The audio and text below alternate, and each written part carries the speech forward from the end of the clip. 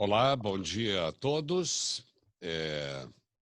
Eu gostaria primeiro de dizer que é um prazer muito grande estar com vocês. Agradecer muito ao Dr. Francisco Tostes, que possibilitou a minha entrada neste grupo, no qual eu estou aprendendo bastante. Tá? E o que eu vou falar é sobre a utilização da vitamina D nesta época de pandemia. Primeiro, eu gostaria de me apresentar para quem não me conhece. Meu nome é Renato Slonka, eu me formei em 1972, tenho uma trajetória toda dentro da ortopedia.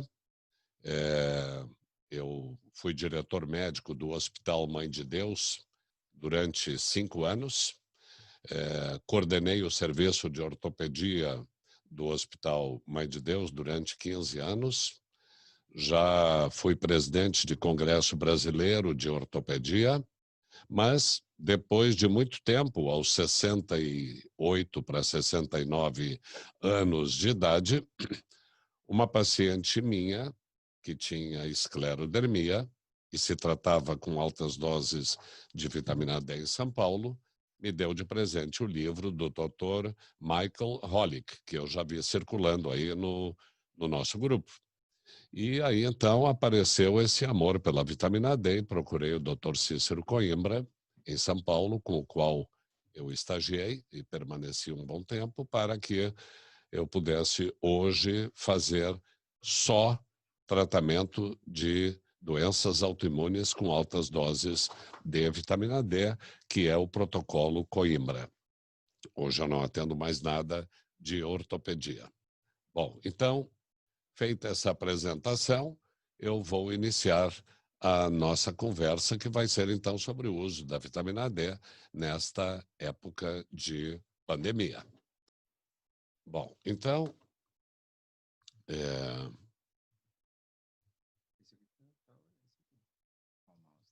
certo. Então, gostaria de dizer inicialmente que as fontes de vitamina D que nós dispomos, alimentação é uma delas, mas a alimentação não tira ninguém de sua deficiência. Para dar um exemplo, nós teríamos que comer 250 gemas de ovo por dia para nós conseguirmos a dose fisiológica de vitamina D, ou então 83 postas de salmão. E isso é, obviamente, inviável. A exposição solar é outra forma de nós conseguirmos a nossa vitamina D. Mas hoje o estilo de vida moderno nos tira dessa possibilidade, com a migração também do campo para as cidades, com as cidades crescendo verticalmente. Então, nós temos hoje muito pouca exposição solar. Nossas crianças hoje jogam videogame em casa em vez de jogar futebol na rua. Nós hoje vamos aos shoppings em vez de ir aos parques, e por isso a exposição solar cada vez mais é um problema para que a gente obtenha a vitamina D que nós necessitamos para o nosso organismo. Então, nos resta a suplementação. Suplementação de vitamina D, que eu vou mostrar no decorrer dessa minha apresentação para vocês, o quanto é importante que todo mundo suplemente. Então, na verdade, nós também, para irmos ao sol, temos que respeitar o que nós chamamos da regra da sombra. Ou seja, o sol que nos interessa é aquele sol entre 10 da manhã e 3 da tarde, quando os raios UVB conseguem atravessar a atmosfera.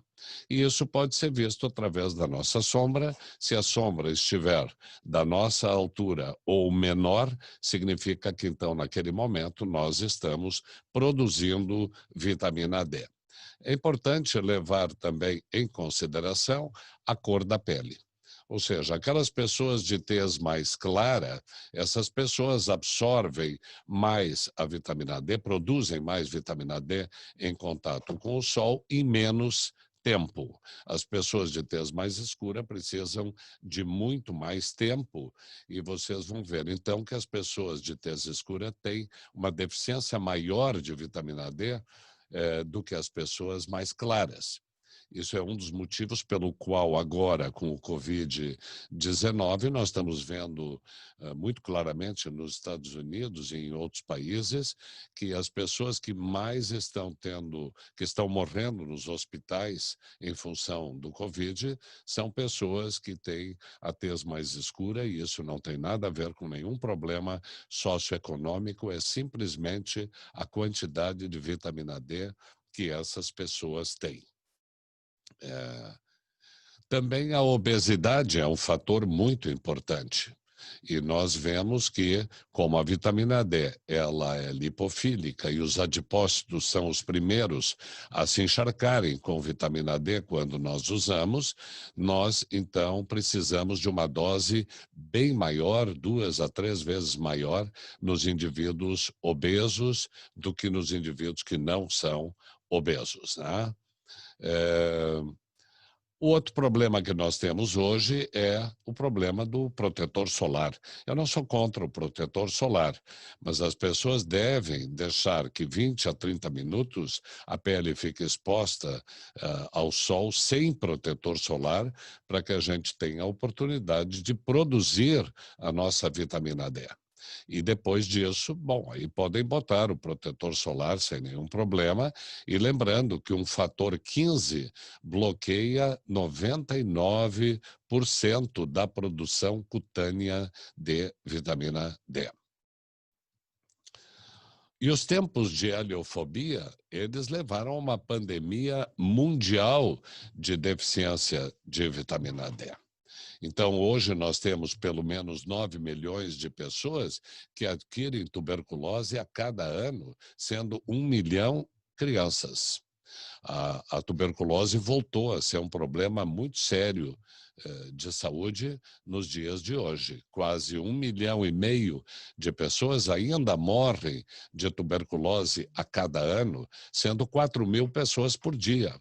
No tempo dessa nossa apresentação e das perguntas, nessas 2 horas que se seguem, 400 pessoas vão morrer no mundo em função da tuberculose, sendo que mais de 3 milhões de pacientes se mantêm assintomáticos e continuam transmitindo a sua doença, a tuberculose, dentro das famílias e das comunidades. Mas 2002 foi o ano que foi determinada a vitamina D como a molécula do século. Foi quando também o Dr. Cícero Coimbra iniciou os seus trabalhos na Unifesp, em São Paulo, com pesquisa em laboratório e com pacientes, e começou a descobrir a possibilidade de nós tratarmos as doenças autoimunes com altas doses de vitamina D, como eu mostrarei na sequência. A deficiência da vitamina D, então, nos traz uma série muito grande de problemas. Vocês veem nessa imagem, do lado esquerdo, as causas e do lado direito as consequências da deficiência de vitamina D, que vão desde esquizofrenia, depressão, doença de Crohn, câncer, osteoporose, enfim, uma série muito grande de doenças advindas da deficiência que nós temos de vitamina D. Bom, e quanto às recomendações das doses de vitamina D, do nível sanguíneo de vitamina D, é importante que se diga que abaixo de 20 nanogramas por ml é insuficiente, que entre 20 e 30 miligramas nós consideramos deficiente, e que o número que nós levamos em consideração é o da Endocrine Society, que é de 40 a 100 nanogramas por ml. Infelizmente, os pacientes mesmo dizem: doutor, eu estou com meu nível bom. Olham no exame laboratorial e lá está escrito que acima de 20 nanogramas está ok, mas não está, como eu demonstrarei na sequência. Então, os trabalhos de Michael Holick mostram que com cada 100 unidades internacionais, nós temos um aumento de apenas 0,7 nanogramas. Então, neste exemplo abaixo, nós vamos ver que um paciente que tem um nível sérico de 14, que é muito ruim, usando a recomendação do Institute of Medicine, que desde 2010 diz que 600 unidades de vitamina D diárias são suficientes, com essa dose nós levaríamos um paciente de 14 nanogramas apenas a 18,2, ou seja, continuaria insuficiente. Então, esta dose não é adequada. Para citar um exemplo, eu vou citar o Dr. Augusto Rollier, que na Suíça, no final dos anos 40 e nos anos 50, e depois continuou com seus sucessores, ele desenvolveu, porque nos Alpes suíços, acima das nuvens, o sol é constante, ele desenvolveu 16 spas como este, onde as pessoas vinham de toda a Europa e de todo o mundo para tratar as suas doenças pulmonares, especialmente a tuberculose, que foi o que mais se tratou aí, e aí as crianças ficavam, por exemplo, com seu raquitismo ou tuberculose, expostas ao sol nesses grandes balcões, onde então adquiriam o seu tratamento, a sua helioterapia. E neste local, vejam vocês, as crianças inclusive tinham aulas com muito pouca roupa, expostas ao sol, na neve, para fazer então o seu tratamento de helioterapia. Vejam aqui as crianças brincando na neve nessa muito pouca roupa. E eu gostaria de só citar o mal de pote, que eu, durante a minha residência, em 73 e 74, na Santa Casa de São Paulo, que era um hospital de referência em cirurgia da coluna, com o Dr. Valdemar Carvalho Pinto, nós recebíamos muitos pacientes nesta situação. Mal de pote, destruição do corpo vertebral, uma cifose muito importante, com compressão medular, inclusive com paraplegia em muitos pacientes. Essa era a situação do paciente com mal de pote. E aqui vocês veem o mal de pote, que hoje, ainda na Índia, existem muitos pacientes com mal de pote, que o aspecto clínico é uma doença extremamente grave. Então, o doutor Augusto Rollier tratava os pacientes da seguinte forma. Vocês veem aqui uma paciente que tem uma cifose muito grande, paraplegia, atrofia muscular. Vejam que ele botava sempre na chegada do paciente um fundo preto, para mostrar que o paciente não tinha nenhuma exposição solar.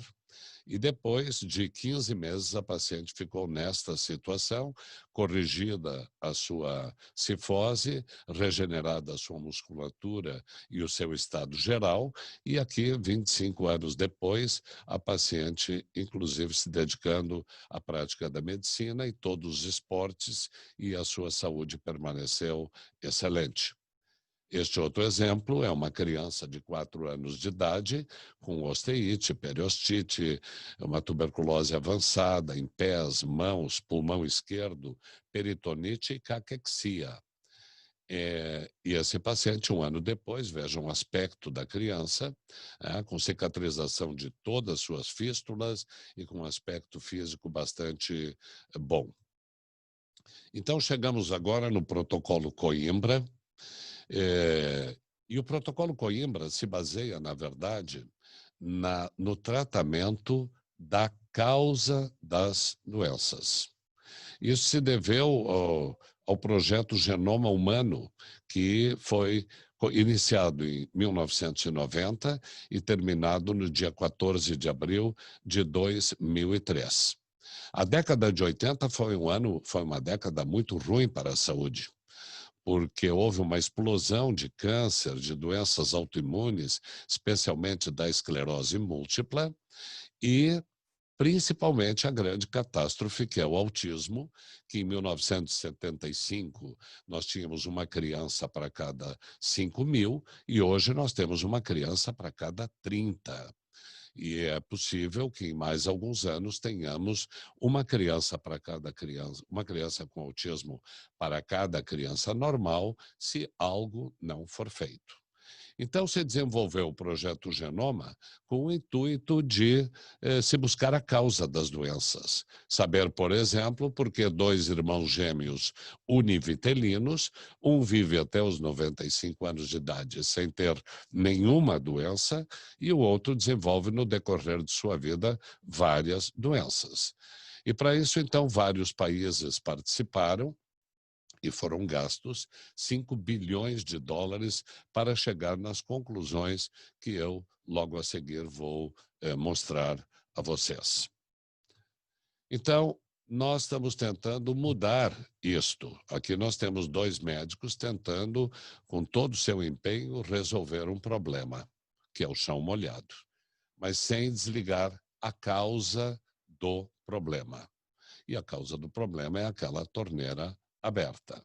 Então, quando chegam a nós os pacientes com doenças autoimunes, nós explicamos a eles todo o mecanismo pelo qual eles adoeceram e nós vamos buscar a causa do problema para tratar na origem. Às vezes o paciente com doença autoimune vem e diz: doutor, eu sou uma pessoa muito azarada, eu tenho rosácea, eu tenho um hipotireoidismo, uma doença de Hashimoto, e agora eu fiquei mal de um olho e vi que tenho uma neurite óptica, o médico acha que eu posso estar fazendo uma esclerose múltipla. Então, na verdade, o paciente não tem três doenças. Ele tem uma doença só, que é a desregulação do sistema imunológico com três manifestações diferentes do mesmo problema. Então, quem tem uma doença como uma psoríase, não tem doença de pele, ele tem uma doença na pele. Nascedouro é em outro lugar. Quem tem um Hashimoto não tem doença da tireoide, ele tem doença na tireoide. E é assim que nós, no protocolo Coimbra, buscamos então tratar o nascedouro do problema. E para isso eu recomendo a todos vocês que busquem esse livro ou busquem no YouTube as palestras maravilhosas do Dr. Ben Lynch, que trata deste problema. Ele fala dos genes sujos, daqueles genes que nós estragamos e nos ensina como limpar esses genes, como melhorar a nossa saúde atuando onde elas nascem. Então, para exemplificar como funciona a vitamina D dentro de uma célula do sistema imunológico, nós aqui temos uma célula, nós vemos a vitamina D3, o 25-hidroxi-D3, que é a forma inativa da vitamina D, que vai entrar dentro da célula do sistema imunológico. Sob a ação da 1-alfa-hidroxilase dessa enzima, ela se transforma na forma ativa da vitamina D, que é 1,25-hidroxi. A forma ativa da vitamina D, por sua vez, vai passar pelo receptor da vitamina D, o VDR, que é a Vitamin D Receptor, e ali, depois de passar pelo receptor da vitamina D, três coisas vão acontecer. Vai aumentar o número de linfócitos T reguladores, vai aumentar as catalacidinas e beta-defensinas, tão importantes no combate aos vírus encapsulados, como é o caso do coronavírus, e vai diminuir as células TH17. Então, nós temos que mostrar a vocês agora o que é uma célula TH17. Essas células TH17, só que antes dizendo a vocês que nós podemos ter um polimorfismo desta enzima do 1-alfa-hidroxilase, como podemos também ter um polimorfismo do receptor da vitamina D. E aí, então, a vitamina D não conseguir executar todo o seu maravilhoso trabalho dentro da célula do sistema imunológico. Pois bem, se nós entrarmos no Google acadêmico, que eu uso como o nosso oráculo, nós vamos colocar lúpus e TH17 e vamos ver que TH17 está aumentado no lúpus, está aumentado na esclerose múltipla, está aumentado na psoríase, Está aumentado no câncer, são quase 100 mil trabalhos mostrando que TH17 está aumentado no câncer. E no autismo, que hoje nós sabemos ser uma doença autoimune e que nós tratamos também com altas doses de vitamina D pelo protocolo Coimbra. O que faz a vitamina D, então? A vitamina D diminui, suprime TH17. Então, aqui está o papel que a vitamina D executa dentro do nosso sistema imunológico, diminuindo TH17. Então, seria como nós compararmos um tratamento de uma doença autoimune com um imunossupressor, um imunobiológico, uma pulsoterapia com altas doses de corticoide, que vão diminuir a força desse nosso exército de proteção. Ou nós vamos simplesmente diminuir aquilo que está causando problema para nós nas doenças autoimunes, que é o TH17, e aumentando as catalicidinas e beta-defensinas, que é o que nós precisamos para nos proteger. Então, nós vamos destruir parte desse exército ou vamos regulá-lo. É isso que nós fazemos dentro do nosso protocolo Coimbra. Quando eu entrei na faculdade e nas cadeiras básicas, que já fazem muito tempo, ou seja, 67 eu entrei na faculdade, naquela época a gente imaginava que se a pessoa tem um gene para câncer, vai ter câncer, não tem outra opção. Hoje nós sabemos que nós não somos escravos dos nossos genes. É isso que o projeto Genoma Humano nos trouxe e nos ensinou, que nós não somos escravos dos nossos genes. Então, agora eu passo a mostrar a vocês aquilo que eu mostro para os meus pacientes em mais ou menos 30 minutos durante uma consulta. A propósito, a minha consulta tem 3 a 4 horas de duração, uma primeira consulta, justamente para o paciente poder entender todo o mecanismo que levou a que ele adoecesse.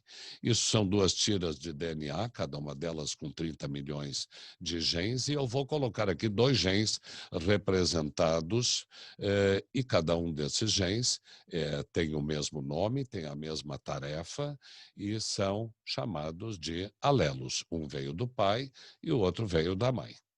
Ao lado do gene temos uma área que se chama de promoter. E quando nós falamos, e é ali que as coisas acontecem, quando nós falamos em genética, nós dizemos que o gene se expressa, que o gene se manifesta de uma determinada forma. Isso pode dar a impressão de que o gene fala, e nós usamos essa metáfora para que os meus pacientes entendam que o gene fala e este gene, marcado com o X da doença autoimune, em determinado momento da vida, e nós vamos saber logo adiante por quê, começou a falar e começou a dizer bobagem. E nós temos que calar a boca desse gene. E para calar a boca desse gene, nós usamos um metil, um CH3 que vai funcionar como um esparadrapo na boca do gene que começou a se manifestar. O gene é como se fosse uma ordem de serviço. É um manual de instruções que é dado a alguma parte do nosso corpo para que execute uma tarefa. E, às vezes, esse manual, quando está com defeito, quando nós temos um problema de ordem genética, ele tem que permanecer calado para que essa doença não se manifeste. E dentro do nosso corpo nós temos uma enzima chamada DNA metiltransferase. O nome diz tudo. Essa enzima transfere metil para o DNA.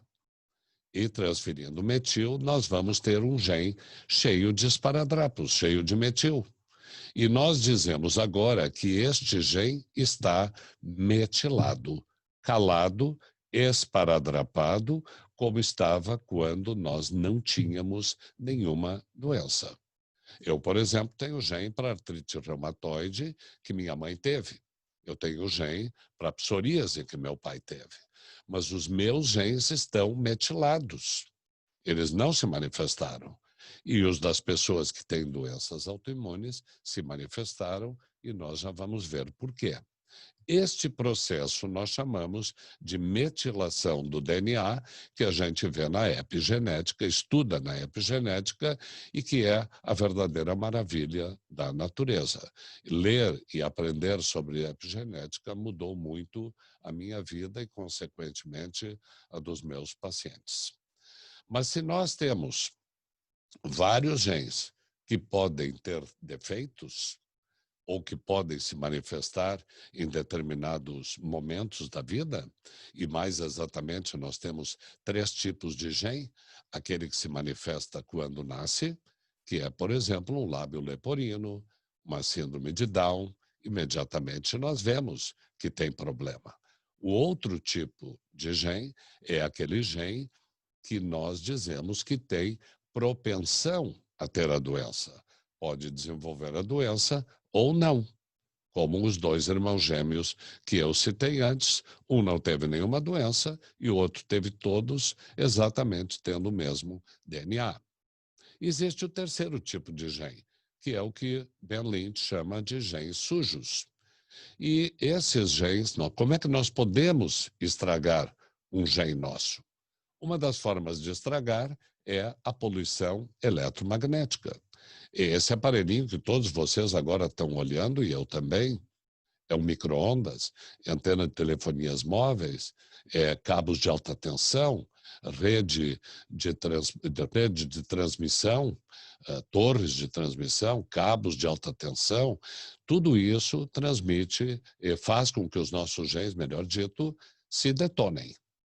Eu tenho uma família de Novo Hamburgo que no prédio dela, metade do prédio tem câncer. E, obviamente, no terraço tem antena de telefonia móvel colocada para diminuir o preço do condomínio. Comunidades que vivem no campo, embaixo de cabos de alta tensão, nessas torres de transmissão, têm um índice de leucemia extremamente maior. É só entrar no Google Acadêmico e colocar isso para vocês verem. A segunda forma de estragar um gene é agrotóxicos. Então, o Google Acadêmico nos mostra que glifosato, o mais comum dos agrotóxicos utilizados, e autismo, tem uma relação bastante clara.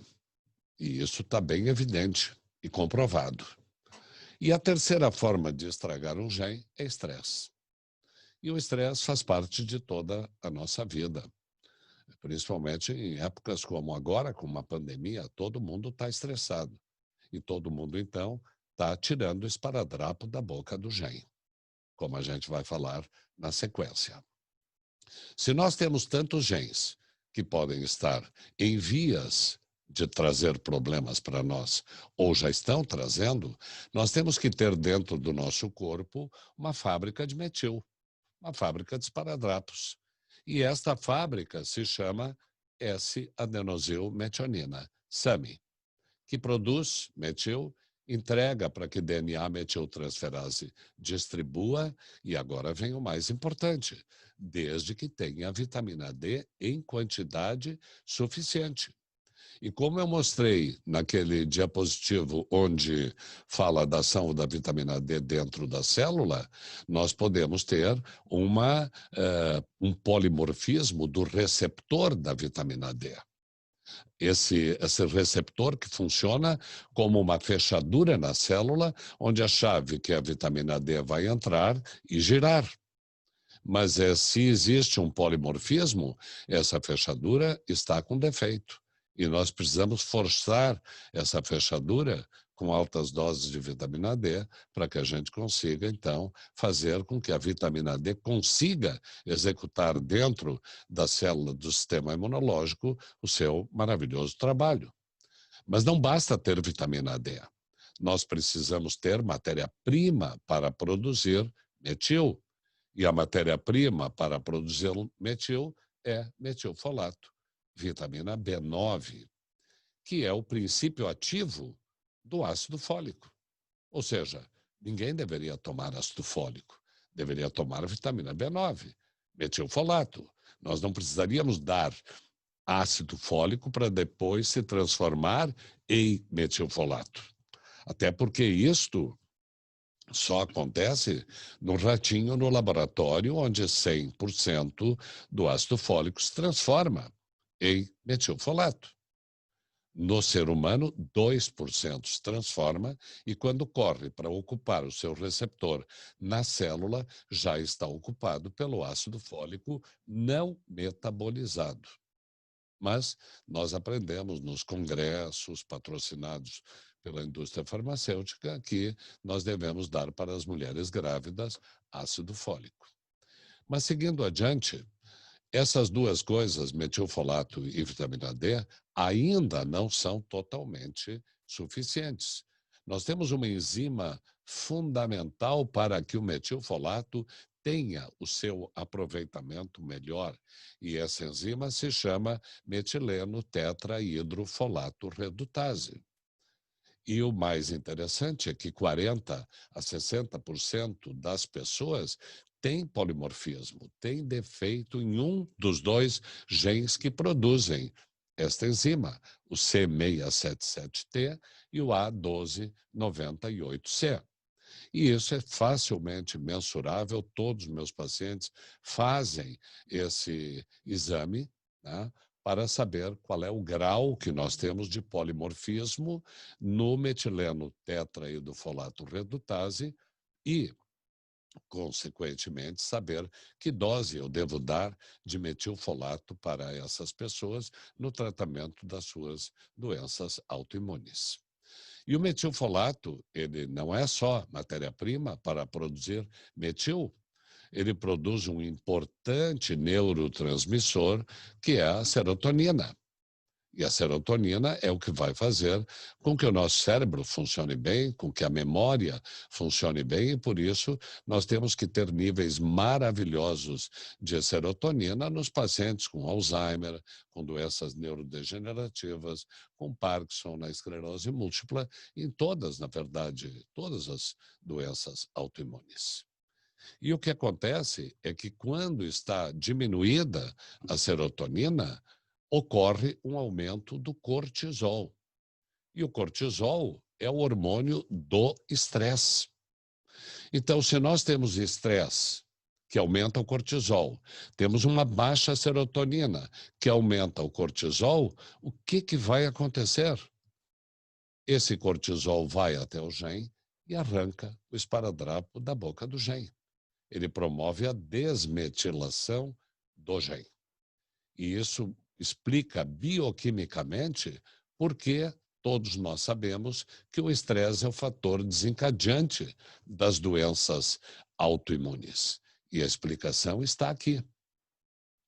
E mais interessante é que a serotonina, ela é produzida no intestino, que muitas vezes tem desbiose. Então, a fábrica da serotonina no nosso corpo é o intestino.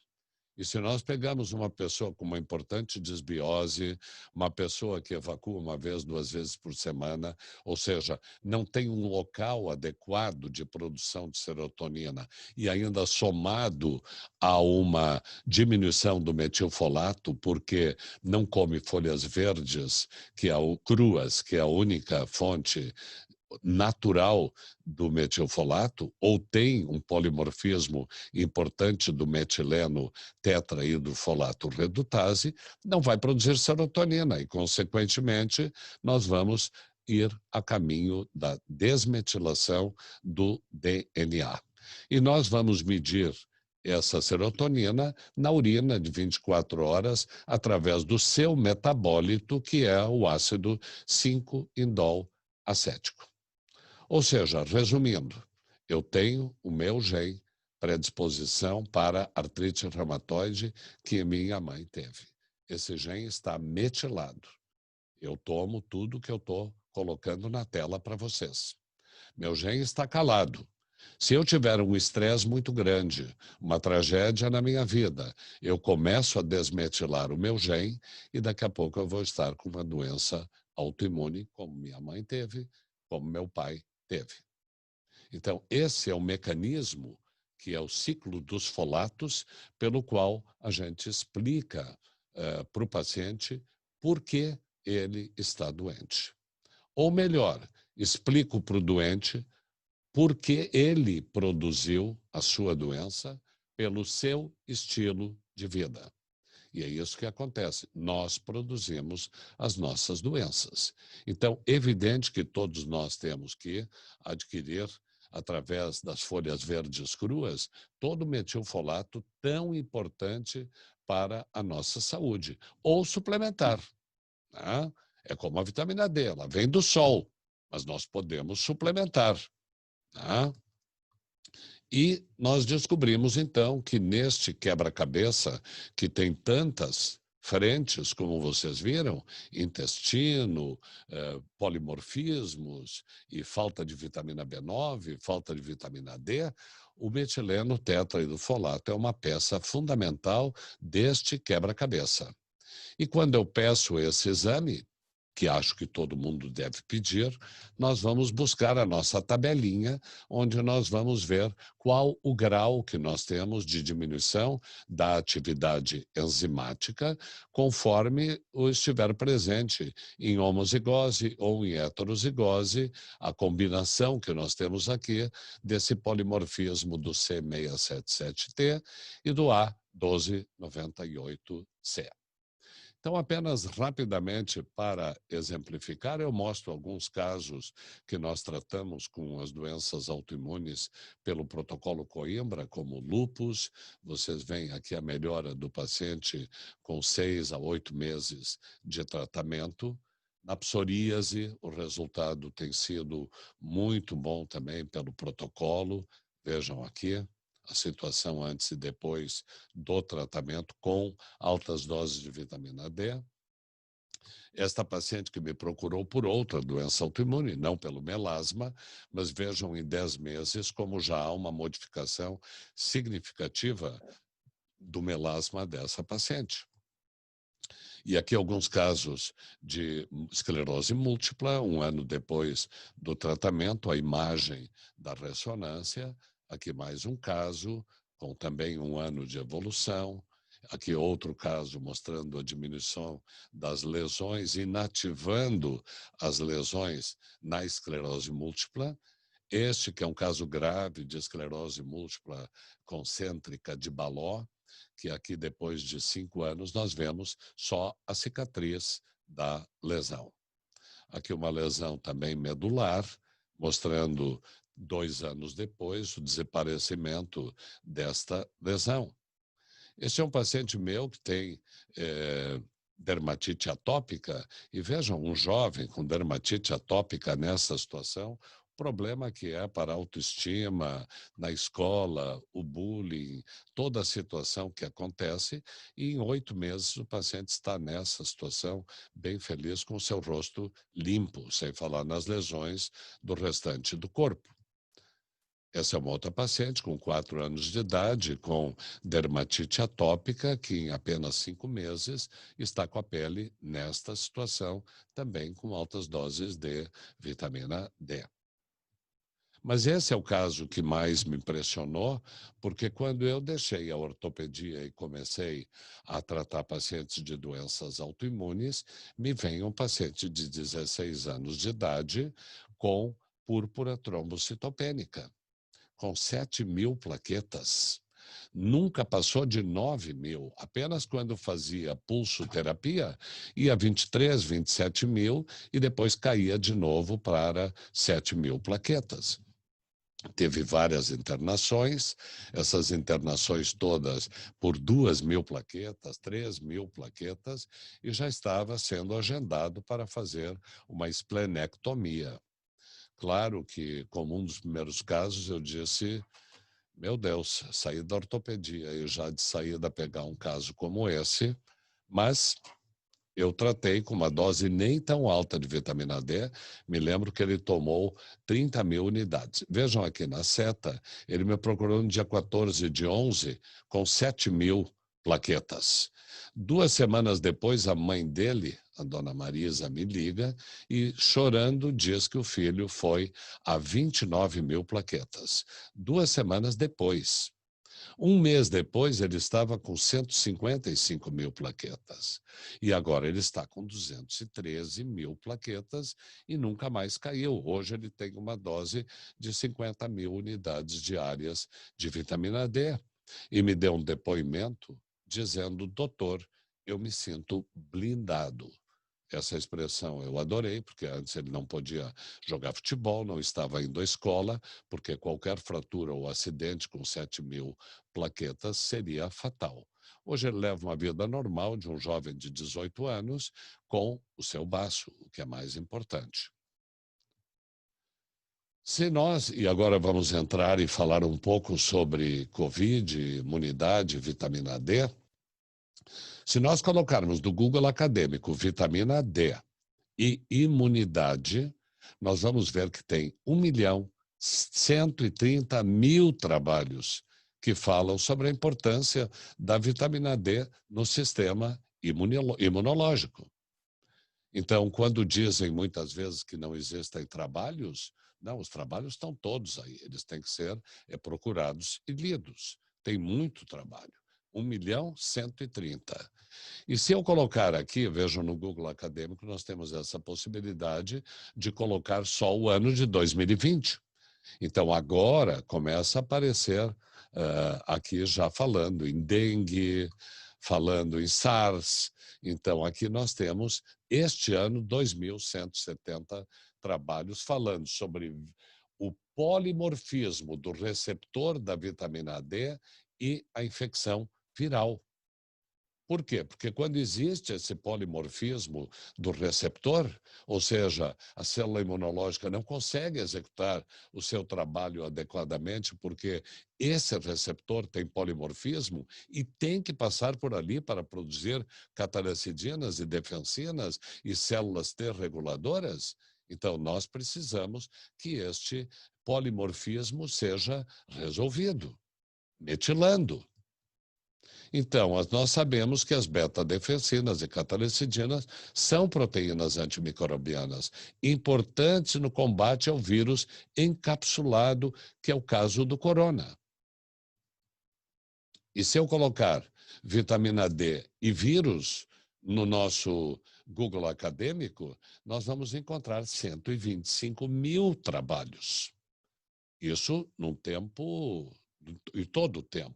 Mas se eu colocar aqui 2020, nós temos esse ano quase 6.000 trabalhos. E aí começa a aparecer Covid-19, SARS. Vemos aqui embaixo a evidência de que a vitamina D, a suplementação da vitamina D pode reduzir o risco de influenza e Covid-19 e mortes. Então, a gente começa a ver muitos trabalhos que falam sobre a situação do vírus e a vitamina D. E aí entra também a obesidade. Todo mundo sabe que os pacientes obesos, claro, com outras comorbidades também, mas a obesidade é um problema porque o obeso tem menos vitamina D. A vitamina D vai para o tecido celular subcutâneo e não vai para onde tem que ir. Então, nós temos aqui, eu botei isso aqui, porque nós estamos vendo que existe uma deficiência muito grande em pacientes de idade institucionalizados. Só que hoje, em época de pandemia, nós estamos todos institucionalizados, estamos todos nas nossas casas, presos lá, sem pegar sol, sem ter a possibilidade, nós estamos diminuindo a nossa vitamina D, que a média hoje da vitamina D na população em geral é em torno de 17, 18, quando muito 20. Essa é a grande maioria, né? E aqui, então, começou a se falar sobre dose de ataque, sobre dose oral única de vitamina D em alta dose para resolver o problema imediato. Porque nós sabemos que a vitamina D ela vai aumentar em 2 meses, 3 meses, mas nós precisamos para ontem. E esse trabalho, para mim, é o mais marcante de todos, com 2.000 pacientes internados. Pacientes internados na Indonésia, mostra que aqui nós temos o nível de vitamina D E aqui nós temos a morte, o percentual de morte com o Covid-19. Vejam que os pacientes, 2.000 pacientes que internaram com 17 de vitamina D, 100% desses pacientes morreram. E a morte foi diminuindo conforme foi aumentando a vitamina D. Esse trabalho é indiscutível. Quando chegou aqui em 28, 29, começou a ter um decréscimo muito grande. E nós estamos vendo que quem tem vitamina D no nível de 34 nesse trabalho, não morre. Não morre. E quem tem uma vitamina D acima de 40, quem tem, por exemplo, 80 de vitamina D, quem tem os 90 de vitamina D que eu tenho, porque eu tomo 20.000 unidades por dia de vitamina D, esses pacientes, os nossos pacientes com doenças autoimunes, que estão em tratamento com 100.000 unidades diárias, com 150.000, com 250.000, dependendo de cada situação, conforme a gravidade, o peso do paciente, esses pacientes nos procuram e dizem: doutor, eu tive uma surpresa, como na minha família teve lá o Covid, eu resolvi fazer o exame. E aqui está o resultado, doutor, eu estou com Covid e não tenho nenhum sintoma, nem estou me dando conta que tenho a doença. Por quê? Porque nós estamos habilitando com altas doses o nosso sistema imunológico a fazer o trabalho para o qual o nosso sistema imunológico foi criado, desenvolver anticorpos. Só que quando nós estamos com deficiência, nós ficamos doentes. Nós não desenvolvemos anticorpos. E aí nós temos um problema muito grave. Então, nós deveríamos estar investindo em vitamina D. Nós deveríamos estar investindo, como vocês tão bem falam, na fase 1 da doença, evitando que a pessoa fique mais doente. Mas eu estou falando aqui de uma fase que poderia ser chamado fase 0, antes da 1, quando o paciente nem sequer vai se dar conta que ficou doente. Ele não vai usar nem ivermectina, não vai usar nenhum a hidroxicloroquina, porque ele não vai ter sintoma. Tá? Então, esse gráfico aqui é muito importante. Eu diria que essa é a imagem mais importante que eu tenho para mostrar a vocês nesta apresentação. E aí, então, começou a se falar em otimização do status de vitamina D para melhorar a nossa proteção contra o Covid-19, como neste trabalho, que é um trabalho na Irlanda, tá? De Dublin, e como, por exemplo, este trabalho que é o que nos leva a dar a dose única via oral de 600.000 unidades. Então, como que nós fazemos para enfrentar o coronavírus adequadamente? Nós damos 600.000 unidades em dose única via oral. Eu mando manipular. Mando manipular e a minha manipulação é a de 1.000 unidades por gota. Eu poderia botar 5.000 unidades por gota, eu posso manipular do jeito que eu quiser. Mas como às vezes é sujeito a erro, eu prefiro que o paciente erre menos, então eu dou 1.000 por gota, a chance de erro numa dosagem maior, enfim, é menos, mais difícil de acontecer. Então o paciente toma 30 ml de via oral de 600 gotas. 600 gotas igual a 30 ml. Depois de 20 dias, esse paciente passa a utilizar a dose de manutenção conforme o peso que ele tem. Acima de 50 quilos, nós usamos 10.000 unidades por dia. 10.000 unidades é a dose que todo o planeta deveria tomar diária de vitamina D. Se tiver até 70 quilos, 75, eu nos meus 82, alguém que tenha 100, tem que tomar uma dose de 20.000 unidades. Tem um meio termo aí com 15, a gente vai monitorando isso, fazendo exames para ver como é que como é que está a nossa vitamina D. Tá? E abaixo de 50 quilos, nós fazemos uma regra de 3. Ou seja, se para 80 quilos eu dou 20.000, Para 35 quilos, por exemplo, eu dou X. E aí fazemos uma regra de 3. Então, as crianças todas e todos os filhos dos meus pacientes usam vitamina D. Minha neta usa vitamina D. E essa vitamina D que a minha neta com 5 anos usa é 4.000 unidades diárias. Ou seja, a gente faz o cálculo de 200 unidades por quilo de peso para a criança até os 50 quilos. Depois pode passar para 50.000. Essa dose não é uma dose que vai intoxicar. O que se ouve muito, e os meus pacientes vêm, doutor, eu ouvi falar que vitamina D pode intoxicar, é um problema muito sério. E tem muitos colegas, infelizmente, que dizem aos seus pacientes, porque tratam com imunossupressores ou com imunobiológicos, os pacientes dizem, este médico, esse doutor Renato Slonka, ele vai te intoxicar, ele vai paralisar o teu rim, ele vai calcificar o teu cérebro. Eu já ouvi isso também, né? Mas, na verdade, o que as pessoas têm que saber é que nós monitoramos os nossos pacientes. Os pacientes sabem, já de saída, que vitamina D, sim, pode intoxicar. Que quando eu dou doses altas de vitamina D, eu absorvo muito mais o cálcio do intestino para a circulação, consequentemente, eu jogo mais cálcio no meu rim, e para que eu lave, entre aspas, esse rim e jogue fora esse cálcio todo, eu preciso de 2,5 litros de água por dia.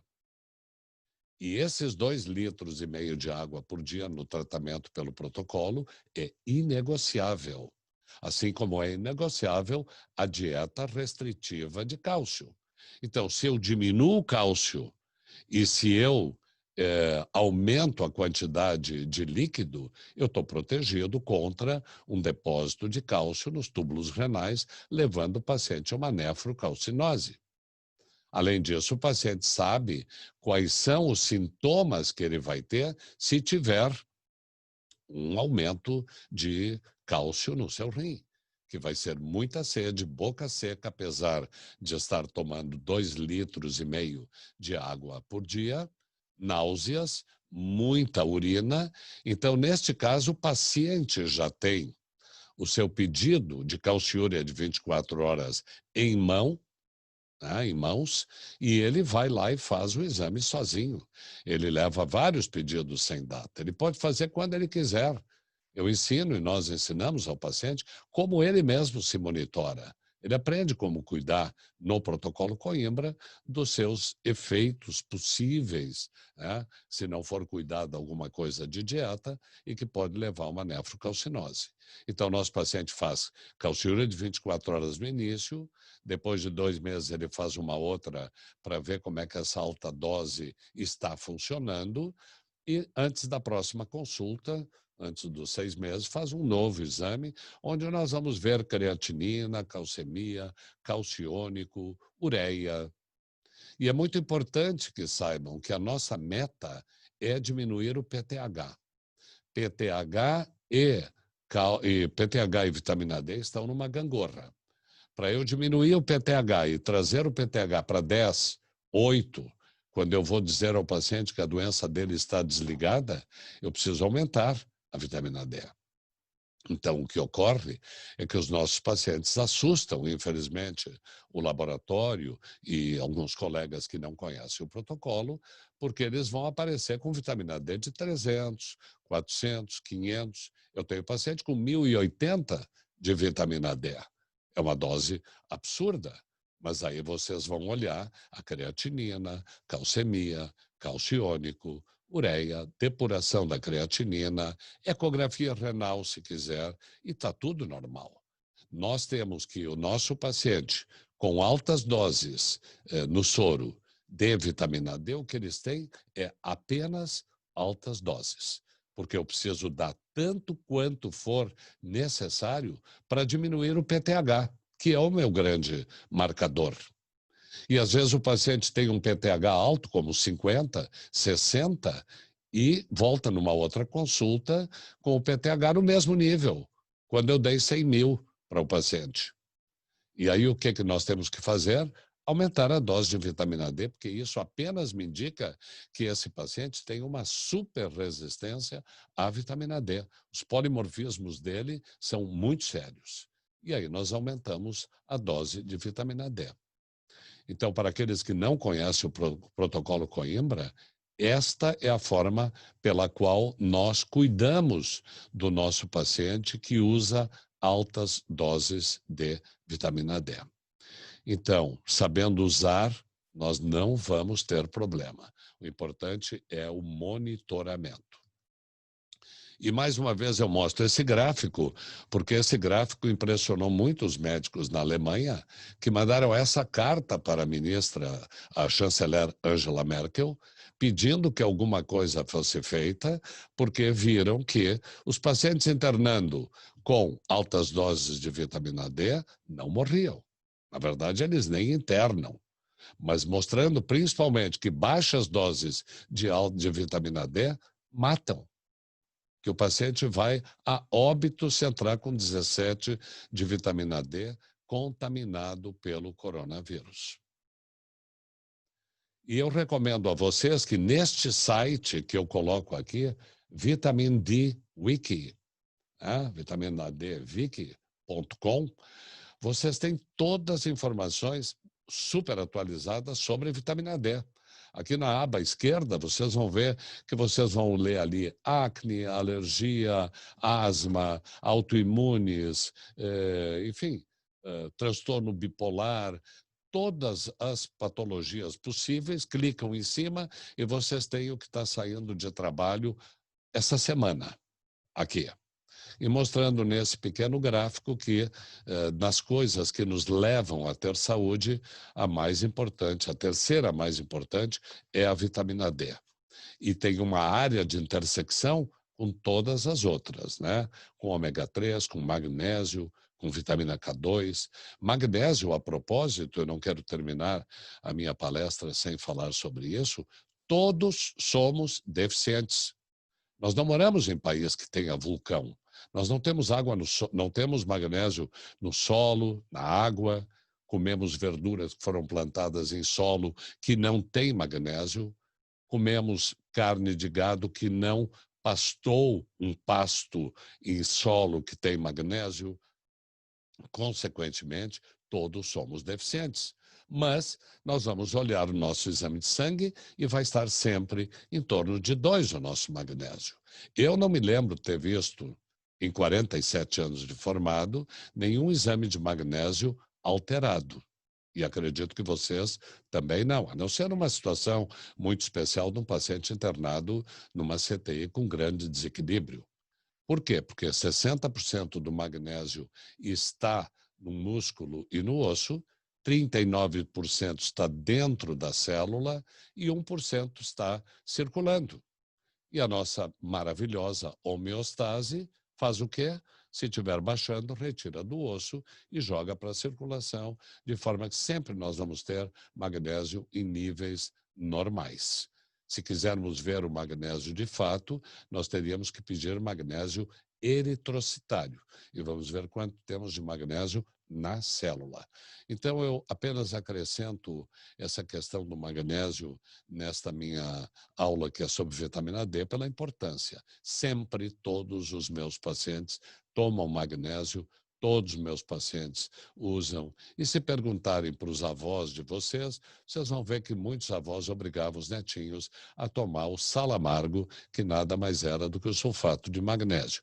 Hoje nós damos cloreto de magnésio.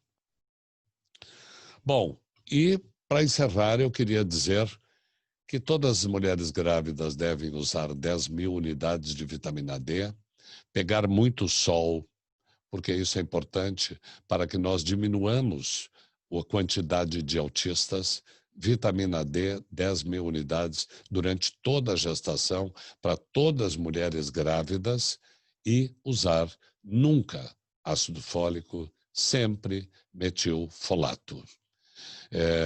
Se eu tivesse que dar só essa mensagem, eu já ficaria bastante feliz. Nós vamos ter crianças maravilhosas se pudermos fazer isso pelas nossas gestantes. E, finalmente, o meu agradecimento a quem mudou a minha vida e a vida dos meus pacientes. Primeiro, ao Dr. Michael Holick, que escreveu esse maravilhoso livro que todo mundo tem que ler. É um livro fácil, não é é um livro para leigo, mas ali está escrito claramente que todas as mulheres que tiverem acima de 60 de vitamina D diminuem em 45% a chance de um câncer de mama e cólon, e que os homens diminuem 45% a chance de câncer de próstata e cólon também. E eu ganhei o livro dele de uma paciente, que aí então sim me levou ao Dr. Cícero Coimbra. Essa pessoa maravilhosa, generosa, um gaúcho formado aqui em 1979 na URGS, que fez residência no Hospital de Clínicas, que depois foi a Miami fazer neuropediátrica e depois a Suécia, onde fez os seus 3 anos de trabalho em pesquisa para voltar à Unifesp e criar o seu laboratório e atender pacientes com altas doses de vitamina D. A eles eu agradeço muito e agradeço muito também, principalmente a esse meu grande amigo hoje, Dr. Cícero Gali Coimbra. E agradeço muito a vocês por estarem me ouvindo aqui. E agora eu vou passar a palavra ao doutor Davi Guzmão, que vai explicar como é que vai funcionar a mecânica para que eu possa responder a perguntas. E aqui temos os contatos que vocês podem ter comigo. No YouTube, colocando Renato Slonka, vocês vão ter vários e vários vídeos com depoimentos de pacientes com as mais variadas patologias, mostrando os resultados com altas doses de vitamina D. Muito obrigado a todos. Bom, pessoal, eu vou abrir o microfone de todo mundo para perguntas. Também tem o chatzinho para fazer as perguntas, tá? E eu só vou aqui já abrir o microfone de todos. Então, para quem quiser fazer a pergunta...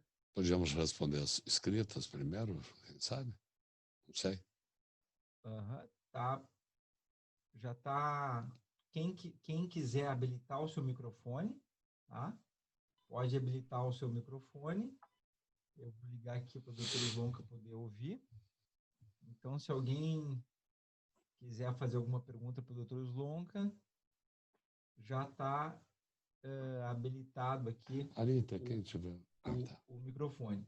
A aula toda está sendo gravada, tá? E depois vai ser disponível no canal do YouTube do Dr. Slonka. Ali o Dr. Luiz perguntou, a pediatria preconiza 2 gotas de vitamina D ao dia. Vamos botar aqui, ajeitar o som. Tá, aqui, ó. então bota o som para mim, eu quero responder essa pergunta primeiro. Então, o Dr. Slonka aqui vai responder a primeira pergunta sobre, no chat que foi feito, na Sociedade Pediátrica preconiza 2 gotas de vitamina D, 200 UI, ao dia. Isso é suficiente? O Luiz Fernando, que é a pergunta para todos. Dr. Slonka. Bom, agradeço muito a pergunta, doutor Luiz Fernando. Na verdade, assim, quando a mãe está amamentando, esta mãe que tomou durante toda a gestação 10.000 unidades e continua tomando, não há necessidade de suplementar nada enquanto amamenta. Toda a vitamina D que a criança necessita está vindo pelo leite materno. Quando terminar de amamentar, nós podemos dar diretamente 1.000 unidades para a criança, 1 gota. E daí para frente fazer a conta de 200 UI, 1 gota de 200 UI por quilo de peso.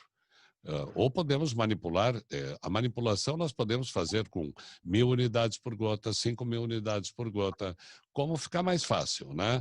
Para a mãe, com uma criança pequena, 200 UI por gota fica bem, porque sabe, pesa 7 quilos, 7 gotas, 10 quilos, 10 gotas. E aí fica mais fácil a conta, né? Então, é isso que nós preconizamos. Então, mais uma pergunta ali. Pacientes lúpicas devem tomar a vida toda dosagens altas ou após o tratamento com doses mais altas voltam para 10 e 20, provavelmente 1.000 UI dia? Bom, 1.000 UI dia nunca. Eu agradeço a pergunta, ela é muito importante. 1.000 UI por dia nunca, porque qualquer pessoa que não tenha nenhuma doença deve tomar 10.000 por dia, pelo menos. Ou ir para a praia todos os dias naquele horário que nós falamos e adquirir do sol a vitamina D. Mas nós temos pacientes com altas doses de vitamina D e eles fazem essa pergunta: doutor, nunca mais eu vou comer pizza? Doutor, nunca mais eu vou sempre ter que tomar e ter todos esses cuidados com as altas doses? Na verdade, o que acontece com o nosso sistema imunológico é que quando nós damos altas doses, e eu gosto de fazer uma metáfora aqui, é como se nós estivéssemos treinando esse sistema imunológico a obedecer um pouco mais. E, na verdade, a gente vê que como o estresse é o grande desencadeante da nossa doença autoimune, o paciente controlando a sua mente, ele vai conseguir diminuir o seu PTH, ele vai diminuir a resistência à vitamina D e, consequentemente, nós também vamos diminuindo essas doses. Eu tenho um paciente que tomava 120.000 UI para 3 patologias juntas: espondilite anquilosante, dermatite atópica e tireoidite de Hashimoto.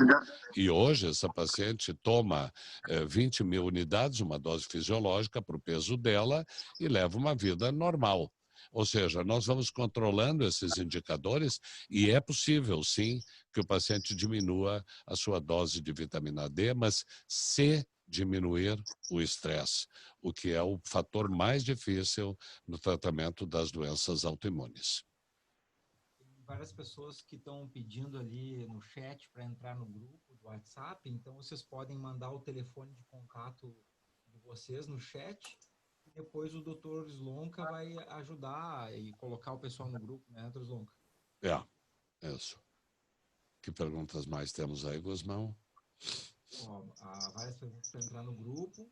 Se alguém quiser fazer mais alguma pergunta ou no chat ou a pergunta e a voz diretamente, né, pode ligar seu microfone e fazer a pergunta diretamente do Dr. Slonka. Lembrando que o vídeo vai ficar gravado e vai ficar no site do Dr. Slonka e vai ficar também no YouTube do Dr. Renato Slonka. Então, digitando no YouTube Renato Slonka, vocês vão ter acesso ao vídeo gravado com todos os slides direitinho. Renato? Está entrando voz? Assim? Luiz Fernando. Oi, Luiz Fernando. Tudo bem? Eu fiquei muito contente de ouvir a tua abordagem sobre o magnésio. Normalmente as pessoas não levam a discussão do magnésio concomitante com a do cálcio. Tanto é que a gente está observando agora a prescrição pelos obstetras de sulfato de magnésio em crises hipertensivas e começa também a discussão sobre o uso do sulfato de magnésio nas crianças com crises asmáticas. Então, é muito importante, ao lado do cálcio, abordar-se mais no processo alimentar a importância do magnésio. Eu fiquei contente em ouvir isso aí. Eu acho que nós temos que começar a distribuir mais esse tipo de informação para que as pessoas saibam o quanto que, junto com vitamina D, magnésio passa a ser importante na nossa economia orgânica, prevenindo também patologias. E hoje, especificamente usado na compensação das crises asmáticas. Exatamente. E também nos problemas cardíacos, porque se colocar no Google acadêmico Magnesium and Heart Disease, o último número que eu me lembro de ter visto era de 600 e tantas mil. Né? Na verdade, o paciente controla melhor a sua arritmia através do uso do magnésio. Então, claro que a minha aula aqui não é só sobre o protocolo Coimbra, eu estou à disposição de todo mundo para falar sobre o protocolo Coimbra especificamente. Aliás, eu gostaria de dizer aqui que eu recebo muitos colegas no meu consultório para assistir uma consulta minha e conversar. Aquele que disponibilizar o seu tempo 3 horas a 4 horas para uma primeira consulta, vai ver a forma como é conduzida essa consulta de doença autoimune. Mas, na verdade, eu prescrevo, junto com magnésio e vitamina D, a melatonina fundamental, porque é muito importante que a nossa glândula pineal produtora de melatonina execute o seu maravilhoso trabalho, que é a regência da orquestra hormonal. E isso acontece quando nós devolvemos à glândula pineal a quantidade de melatonina que ela parou de produzir aos 30, parou não, mas diminuiu a produção já aos 30 anos de idade. Então, eu tomo sempre melatonina, e não é só porque eu vou dormir melhor, é porque eu quero uma glândula pineal competente. Ômega 3 é outra coisa que faz parte do tratamento, principalmente com altas doses de DHA nos casos da neurodegenerativa. Então, embora não seja doença autoimune, eu atendo muitos pacientes com Alzheimer, pacientes com Parkinson, enfim, dando o que para esse paciente? Basicamente, alimento para o cérebro. Eu não me conformo de ver um paciente com uma doença neurodegenerativa tratada e tendo, por exemplo, uma vitamina B12 em torno de 200 e pouco, 300. Eu quero que a vitamina D desse paciente esteja em 1000. Vitamina B12, aliás, ela não intoxica. E eu não quero que meus pacientes tenham exames normais. Eu quero que meus pacientes todos tenham exames ótimos. Um exame ótimo é muito diferente de um exame normal.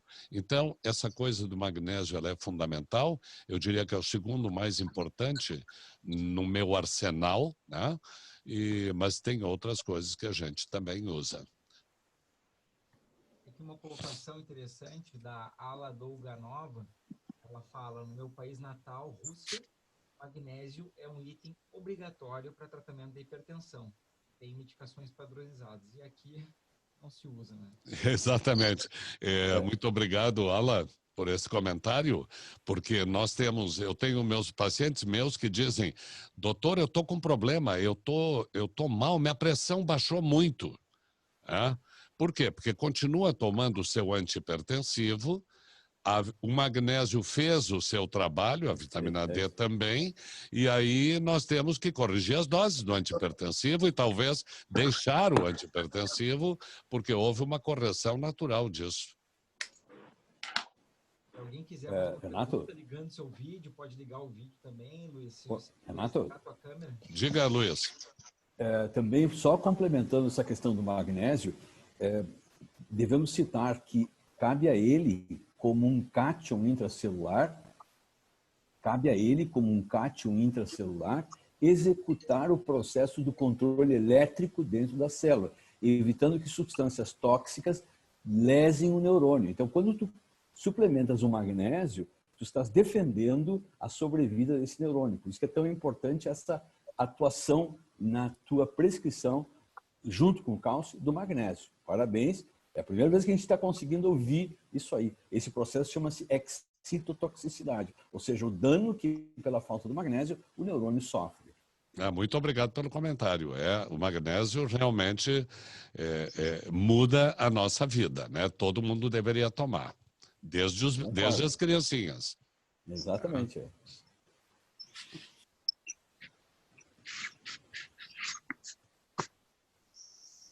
Alguém mais gostaria de fazer alguma pergunta antes da gente encerrar, doutor Slonko? O senhor gostaria de deixar alguma mensagem para o pessoal aí? Eu gostaria de mais perguntas. Eu acho que o pessoal está um pouco tímido, está muito frio aí. Eu gostaria de que essa conversa fosse mais longe, né? Mas se não existe mais, então eu vou só fazer alguns comentários finais. Luiz, queria dizer mais alguma coisa, Luiz? Não, eu só reforçando tudo aquilo que tu falas. É importante que as pessoas, no nosso grupo médico, se conscientizem da importância da homeostasia do cálcio e do magnésio no nosso equilíbrio biológico. Muitas vezes a gente está vendo essas disfunções serem geradas por erros no controle desses dois eletrólitos tão importantes como são o cálcio e o magnésio. Eu acho que só tem que parabenizar essa tua disponibilidade de fazer essas informações chegarem a todos nós. Que bom. Eu gostaria, então, de... Comentário. Sim. Eu sou otorrino, faço clínica geral de otorrino, e a gente vê cada vez mais a importância da dosagem de zinco e magnésio, né, na avaliação do zumbido, e como os pacientes relatam diminuição na intensidade quando corrige esses níveis também.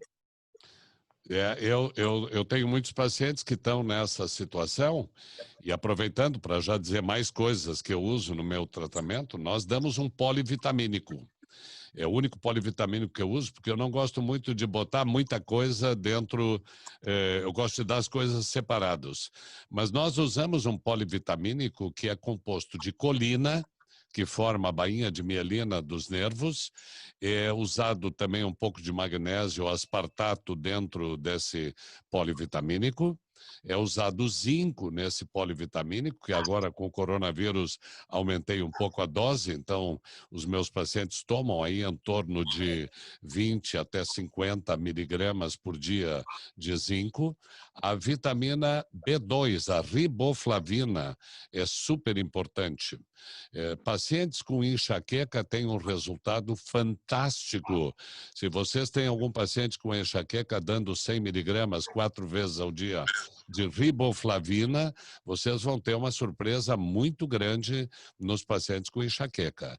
Depois faz parte desse composto a vitamina B5, a vitamina B6, o pirodoxal fosfato, evidentemente a vitamina B9, o metilfolato. Metilfolato é super importante.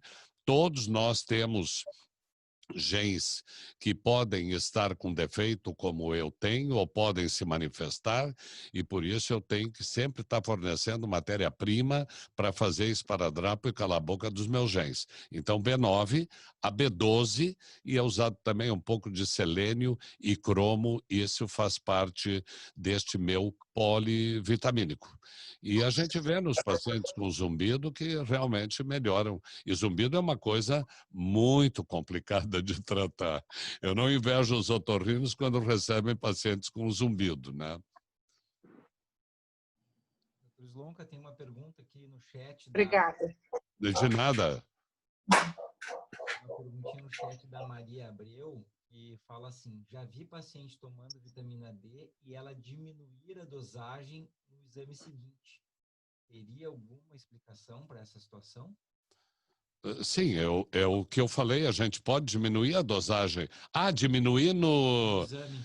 Sim. Na verdade, depende. Se o paciente é obeso, nós podemos não alterar nada e pode diminuir. Eu vou dizer quais os motivos que... E foi bom falar nisso porque eu tenho que dar uma mensagem fundamental aqui. A origem da vitamina D. Eu já tive pacientes que não mexeram nada na vitamina D, continuaram diminuindo, porque o local onde foi manipulado não era adequado. Eu digo a todos os meus pacientes, vitamina D é muito instável, é difícil de manipular. Então tem que ser um laboratório de extrema confiança para manipular a vitamina D. E então, quando diminui, é porque não está usando uma vitamina D adequada, ou porque a vitamina D foi toda para o tecido celular subcutâneo em primeiro lugar, e ela pode diminuir para depois aumentar, né? A dose também pode estar inadequada. Então, isso pode eventualmente acontecer, sim.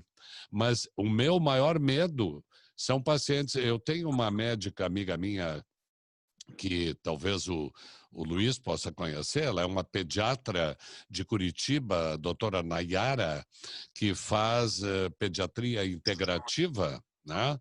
E troco muitas ideias com ela, e ela me disse que ela deu 3.000 unidades para uma criança de 15 quilos de peso, que está mais do que adequado, e essa criança quase morreu. E, na verdade, foram ver que esses 3.000, na verdade, eram 300.000. E eu quero deixar claro que o erro na vitamina D pode sim ser deste tamanho.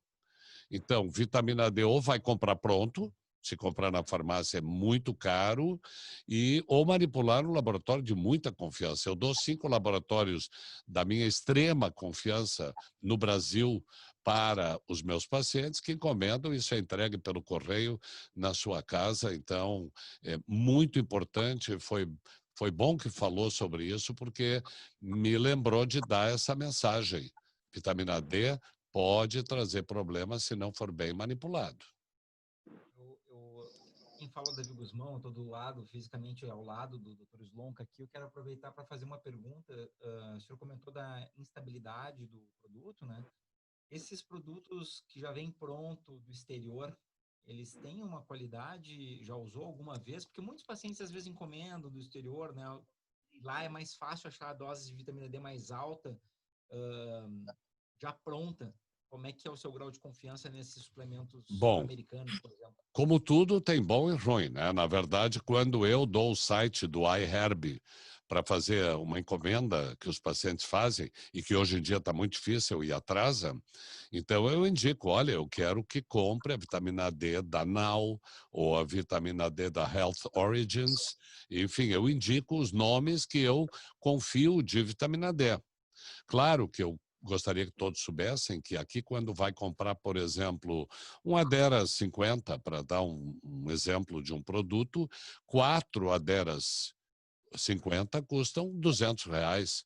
Com R$200 eu trato o meu paciente por 6 meses, com os mesmos 50 mil por dia de vitamina D. Então a diferença é brutal, mas tem que ser um laboratório de extrema confiança. Volto a dizer isso a vocês.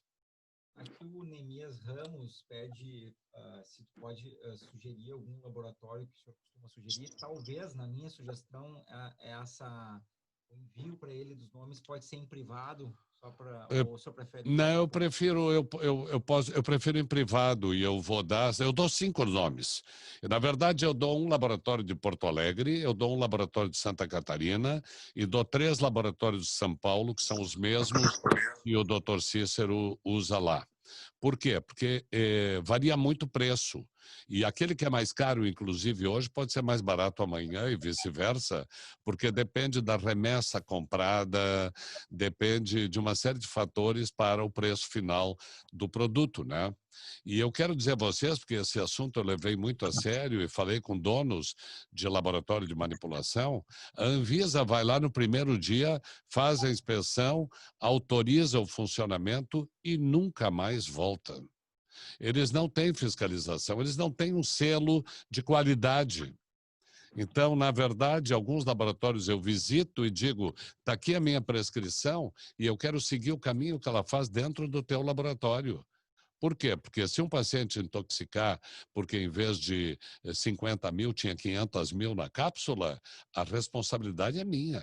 Então, eu preciso saber onde eu vou fazer isso. Aquelas pessoas podem me contactar, tem aqui os meus contatos, e como eu disse, de novo, eu tenho o máximo prazer quando as pessoas me procuram e vêm falar comigo, vêm no meu consultório, assistem uma consulta, veem como funciona o protocolo e experimentam o cafezinho da minha secretária, que é o melhor da cidade.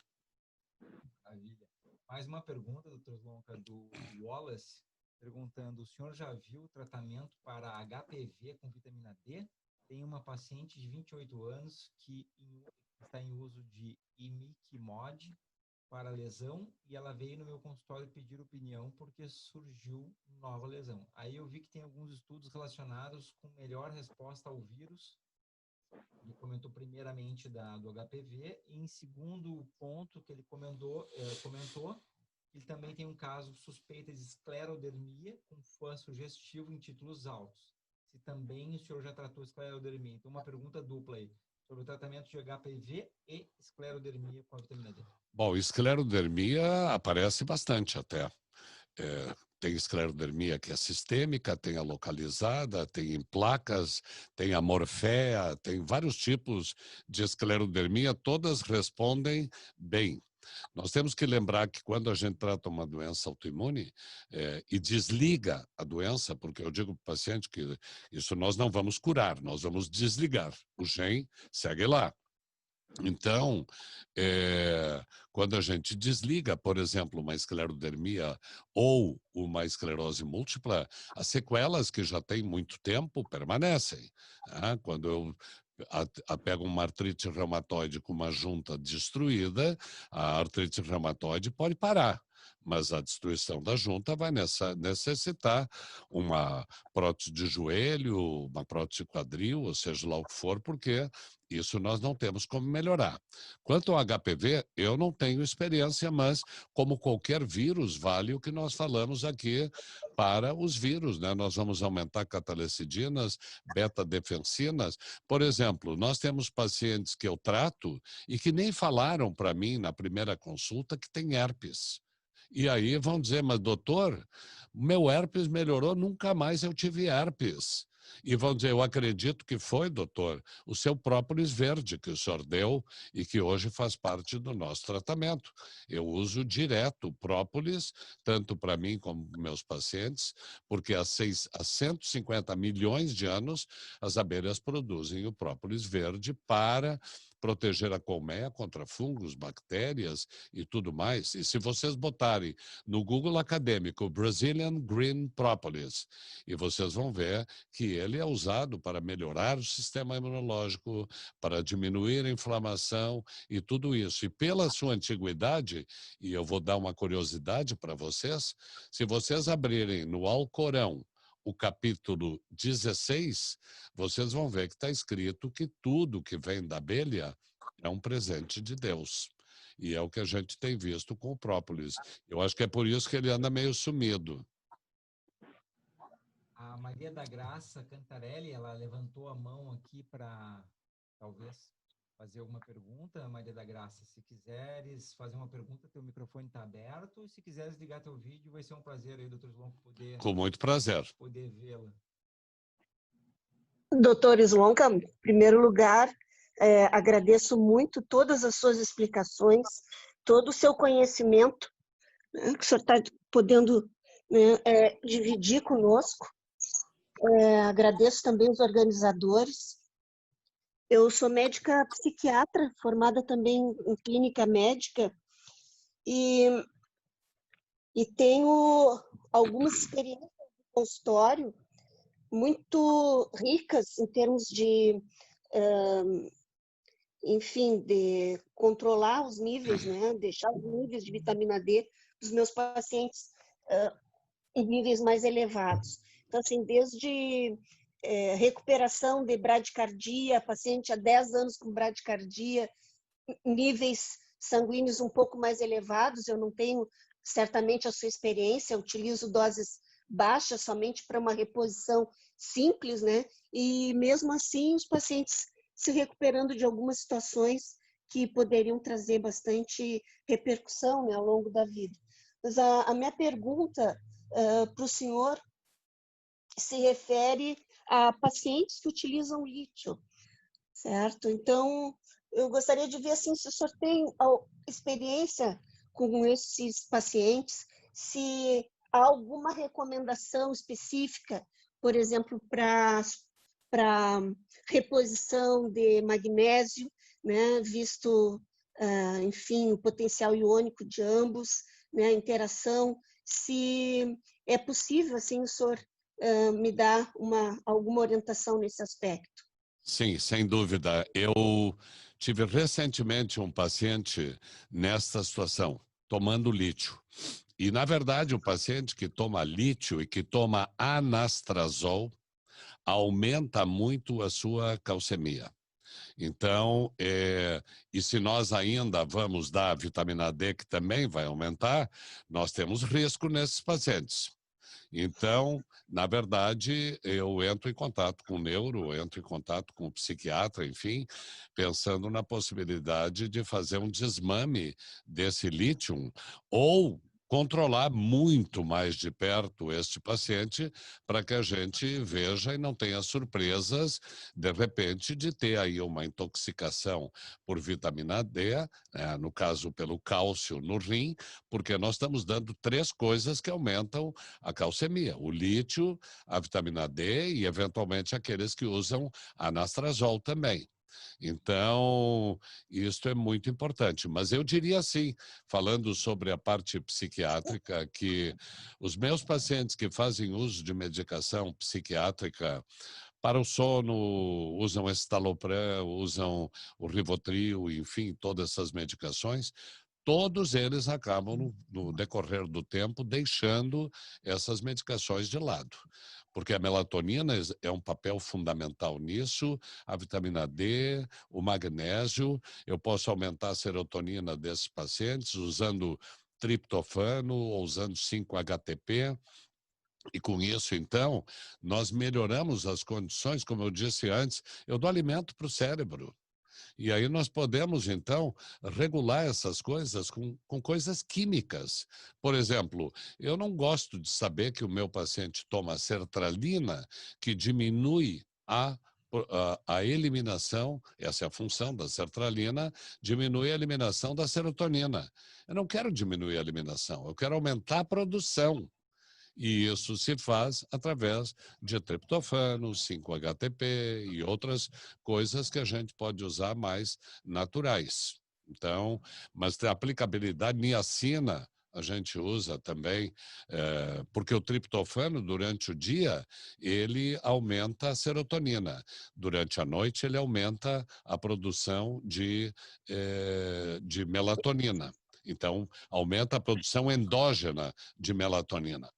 Mas existe uma coisa muito interessante que, se vocês olharem aí no YouTube, ou botarem... No YouTube tem também as palestras bem interessantes sobre isso, que é o roubo do triptofano, chamado triptofano steal. Então, é porque quando existe um paciente muito estressado, esse triptofano é desviado da sua rota metabólica para produzir vitamina B3, que é a niacina, que vai deixar os nossos músculos prontos para fugir de uma situação de estresse que atavicamente pode ser um leão perseguindo a pessoa. Né? E então existe um desvio. Então nós damos niacina junto para que o nosso organismo não precise roubar o triptofano, dando então niacina e deixando que o triptofano siga a sua dose, sua rota metabólica adequadamente. Muito obrigada, doutor. Por nada, as ordens. O Dr. Wallace comenta aqui no chat também, eu gostaria de dizer que achei sensacional sua aula, me abriu muitos horizontes de raciocínio. Gostaria até de perguntar sobre o transtorno de déficit de atenção e depressão. Aqui naquele ciclo aumentamos a serotonina. No caso do transtorno de déficit de atenção, se o senhor já viu alguma função aproveitando a discussão de questões psiquiátricas? Sim. Na verdade, nós tratamos pelo protocolo Coimbra os pacientes que têm autismo, outros transtornos do espectro autista, déficit de atenção, pelo mesmo protocolo, da mesma forma. Né? E todas as doses são ajustadas, sempre fazendo regras de 3, como eu mostrei anteriormente, né, para acertar as doses. O problema dessas crianças é poder dar doses maiores de vitamina D, sendo que principalmente os autistas, eles têm às vezes eles são extremamente seletivos. E eu pego uma criança que a mãe diz: doutor, ele só toma mamadeira, não posso tirar o leite. Então, nós entramos com doses fisiológicas que já ajudam muito. E se vocês entrarem no meu YouTube e procurarem lá Renato Slonka e olhar os vídeos, um dos primeiros é de uma criança autista, uma criança loirinha, com a mãe loira também no colo e eu na imagem, e aquela criança diz que 4 meses depois de iniciado o tratamento com dose fisiológica, então dose que poderia ter tomado desde que iniciou a sua vida, né? Esse paciente voltou a olhar nos olhos da mãe e a falar. Ele tinha parado de falar, né? Num determinado momento da vida.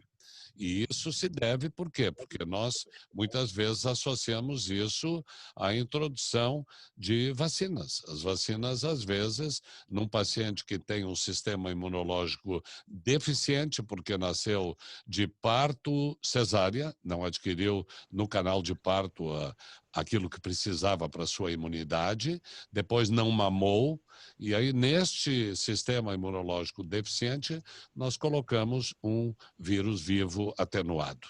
E o estrago pode acontecer aí também.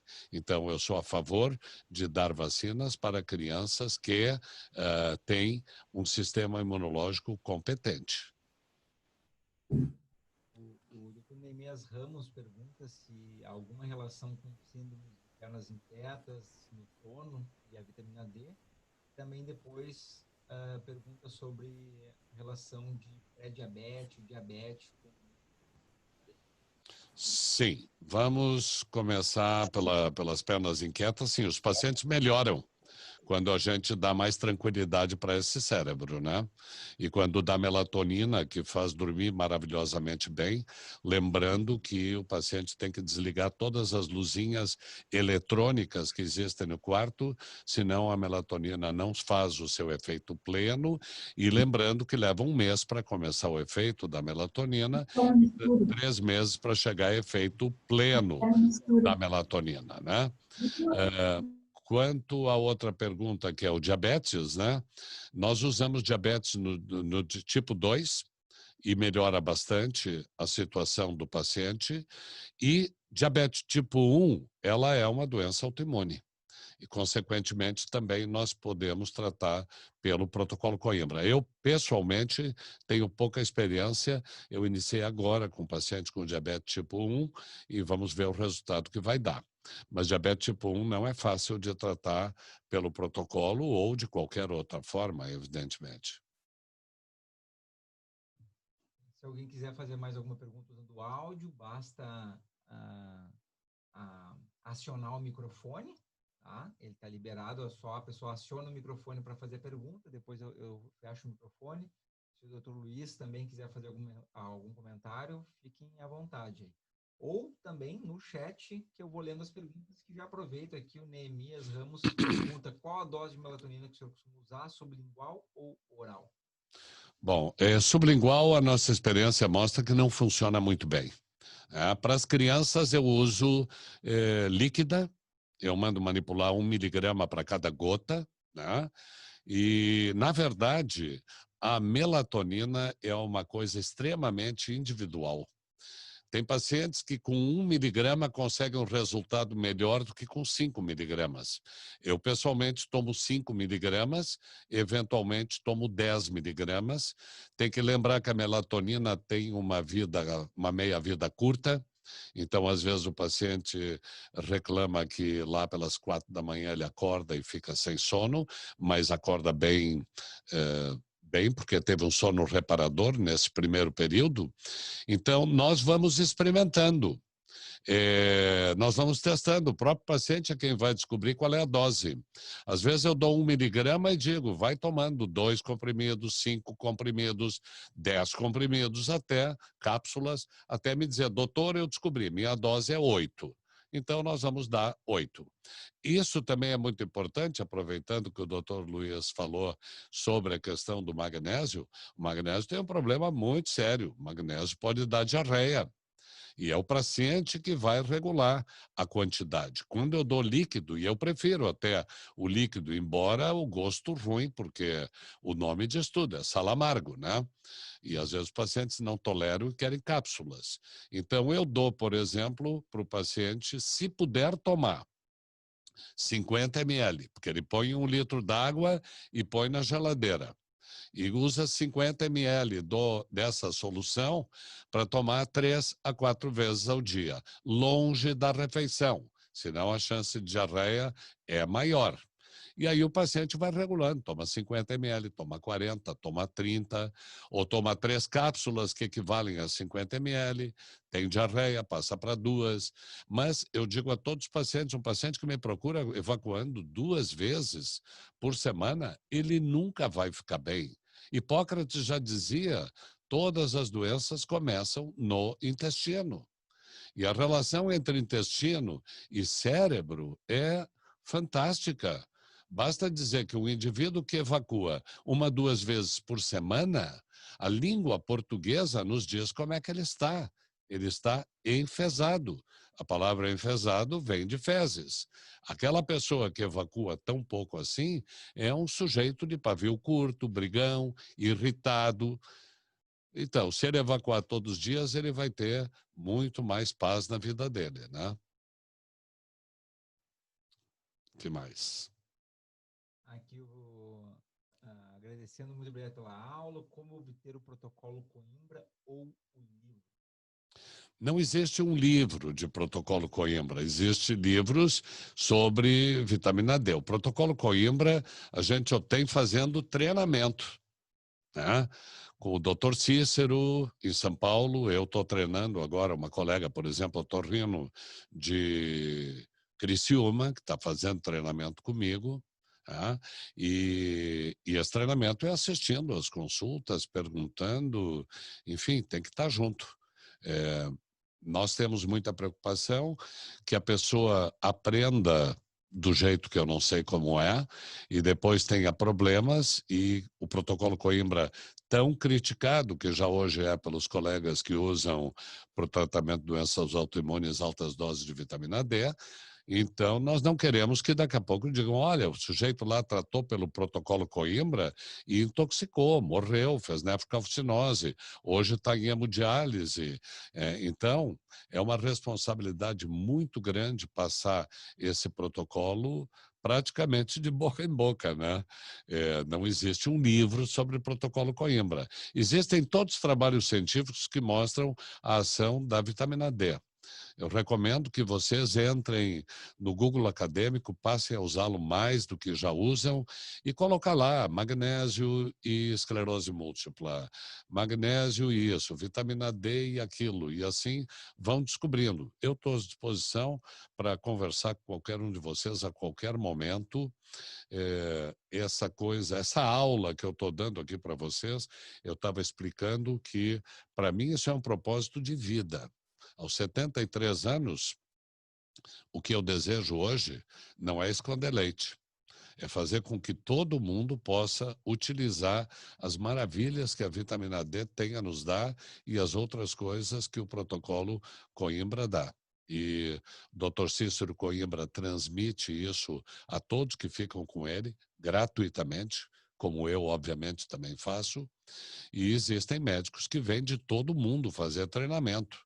Se vocês entrarem no meu Google acadêmico, vocês vão ver uma palestra minha que está em iraniano, em perse, porque um médico iraniano me pediu, que fez treinamento com o Dr. Cícero, ele mora nos Estados Unidos, Renato, posso usar essa tua palestra para mandar para o Irã e dublar? Pode, obviamente que pode. O Irã teve muitos casos de Covid, é um problema muito grave, e ele está fazendo o possível no Irã para que diminua-se isso através da vitamina D. Então, temos que começar a procurar mais sobre vitamina D nos meios que dispomos, e eu estou à disposição para qualquer dúvida e ajudar qualquer colega com tiver algum caso, alguma coisa que queira a minha opinião também. A Maria da Graça fez um sinalzinho aqui de levantar a mão. Se quiser fazer a pergunta, Maria da Graça. Sim, só gostaria de repartir também com os colegas, né, que uma paciente minha, que eu encaminhei para o Dr. Cícero, com esclerodermia sistêmica, ela tinha nódulos pulmonares, né, bilateralmente, e foi fantástico ver o resultado do tratamento, porque ela parou com todas as medicações, as demais medicações, ela pôde parar, certo? E assim, em pouquíssimo tempo, ela ficou com 2 nódulos em cada pulmão. Então, assim, realmente, assim, é algo quase que milagroso, né? Enfim, só gostaria de repartir, como eu disse, com os colegas, essa experiência que para mim foi bem, bem marcante, né? E agradecer novamente a oportunidade de poder conversar. Eu como médico não gosto de usar essa expressão mágica, mas tem alguns pacientes meus que parecem realmente mágica. Quer dizer, pegar um paciente com púrpura trombocitopênica, encaminhado já para tirar o baço, 7.000 plaquetas, 16 anos de idade, e esse paciente em 3 meses está com níveis normais, e hoje levar uma vida normal com o seu baço, não é medicina, não é mágica.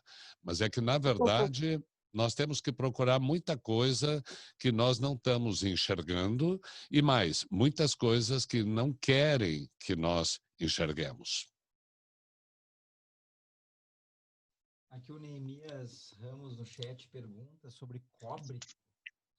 Ele afirma que geralmente está aumentado pelo solo brasileiro ter excesso de cobre. Ele está interrogando e se está certo essa assertiva, que às vezes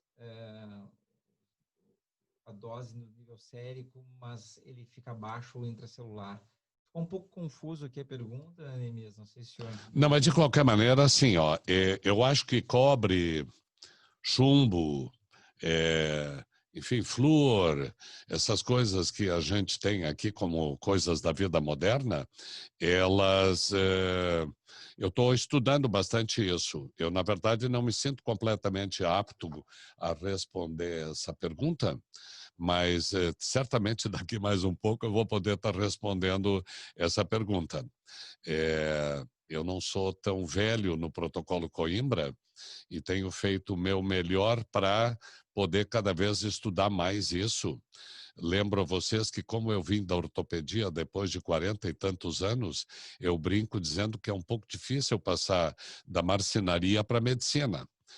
Quando eu estudei na faculdade, era outra bioquímica, era outra imunologia, na verdade, imunologia nem existia, então eu estou me esforçando muito para cada vez aprender humildemente mais sobre tudo isso, né? Queria lembrar, falando agora, já que eu citei o magnésio, eu gostaria de citar a importância da boca nas doenças autoimunes. Não deixem nunca de olhar a boca dos seus pacientes. Na verdade, nós vamos ver que tem pacientes que têm um tratamento de canal e embaixo desse cadáver de dente, nós temos uma cavitação. Cavitação significa que nós temos ali uma infecção que nós não sentimos, porque temos um dente morto, mas que o sistema imunológico acusa. E ele vai à luta. Então, vocês vão notar que qualquer coisa, que como eu brinco, como gaúcho eu digo, tem muitas coisas que indicam com o sistema imunológico. Uma delas, por exemplo, é o banho quente. Vocês vão notar nos pacientes que têm doença autoimune, cujo sintoma, um dos mais importantes, todos eles quase têm fadiga, e fadiga é um negócio muito sério, tá? A fadiga é um sintoma, talvez, pacientes dizem, olha, eu prefiro que me tire a fadiga do que a dor, doutor. E essa fadiga, que geralmente é taxado pela família como preguiça, não é sintoma de doença autoimune, se exacerba muito no banho quente. Os pacientes, às vezes, adoram um banho quente e longo. E quando entram nesse banho quente longo, com a sua temperatura de 36,5, e depois de 10 minutos está 37,5, o sistema imunológico lê isto como febre e vai ao ataque. Tanto é que, e é imediato. Tem pacientes com esclerose múltipla que tiveram neurite óptica que dizem, doutor, no meio do meu banho eu começo a perder a visão de um olho.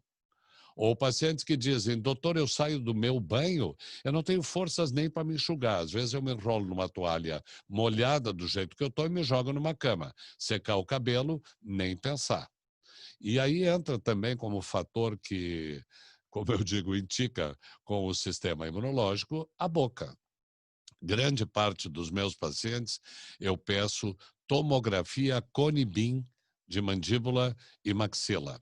Eu estou aprendendo isso também, eu tenho muito contato com o pessoal que faz radiografias, porque eles me dão um laudo que eu não entendo, né? E aí eu digo, me traduz do odontologês para o português. Eu quero só saber se tem ou não abscesso. Se tem, aquilo ali vai manter o problema durante muito tempo.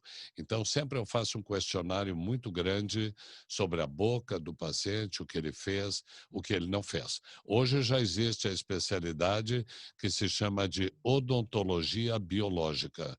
Os dentistas, muitos estão preparados para atender com essa visão, embora não goste muito dessa palavra, vai lá, uma visão mais holística desta situação. Nós não podemos tratar o paciente sem tratar a boca. E não podemos, porque os dentistas hoje tratam uma boca sem dar bola para o corpo. E os médicos tratam o corpo sem dar bola para a boca. Muitos dentistas poderiam estar fazendo o diagnóstico de uma doença de Sjögren ao ver que não precisam usar o sugador. O paciente não tem saliva. Então, tem uma doença autoimune, Sjögren. Então, nós estamos buscando cada vez mais essa integração entre os vários profissionais, vários campos. O Luiz Fernando coloca aqui no eczema pediátrico, tem um aumento do prurido se a temperatura da água utilizada está elevada, fazendo um comentário. Sim, Luiz, bem a propósito isso, os pacientes que têm dermatite atópica, eu não sabia que existia tanto, meu Deus, é muito. E eu vou contar para vocês uma coisa interessante sobre isso, porque às vezes o paciente me diz, doutor, minha criança começou com dermatite atópica quando nasceu, doutor. Qual é o estresse que tem uma criança? O senhor explicou que o estresse é que é o fator desencadeante. Mas nós temos que lembrar que a mãe, quando está estressada durante a gestação, aumenta o seu cortisol.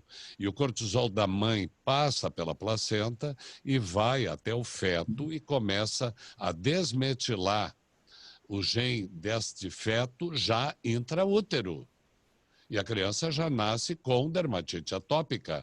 Ou nasce, vamos dizer assim, com o copo quase cheio. Faltou um pouquinho mais de estresse para transbordar o copo e aí a dermatite atópica vai vir aos 3, 2 anos de idade. Então, atenção com aquela gestante que durante a gravidez sangrou e precisa ficar 4 meses deitada, pensando o dia inteiro em como vai ser o meu parto, que criança eu vou gerar.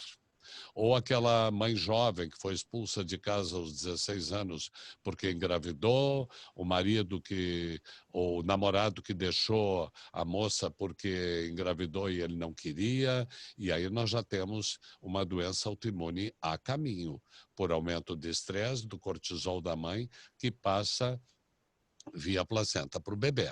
O feto, a placenta e a mãe são uma unidade. Aí outra coisa, Luiz, o banho quente não é porque altera a pele, é porque altera o sistema imunológico, que então passa a agredir mais. E aí a criança piora, né?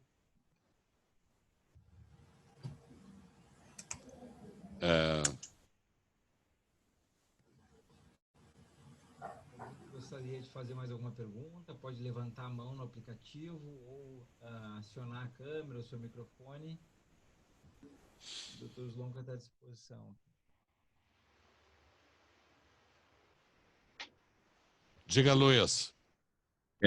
Eu acho que assim, foi extremamente proveitosa a tua atividade e eu só queria dizer assim de coração que todos nós agradecemos o quanto aprendemos hoje contigo e também fazer um relato meu assim.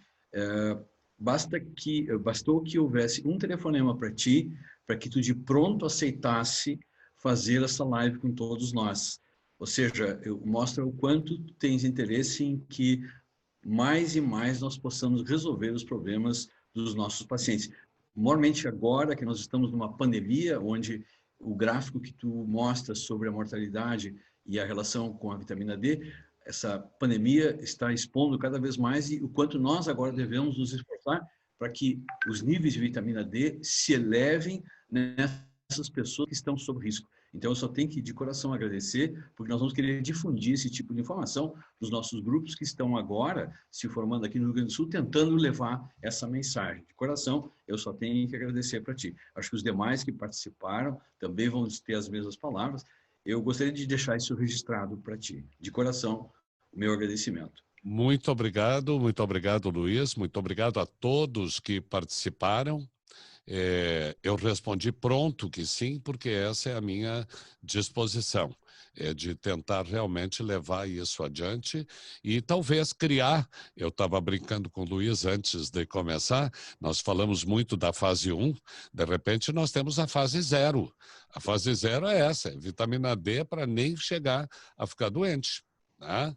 E, bom, sigo à disposição de todo mundo, agradeço muitíssimo a oportunidade, eu é que me sinto muito feliz de estar na presença de vocês e a qualquer momento, a qualquer hora, eu estou à disposição.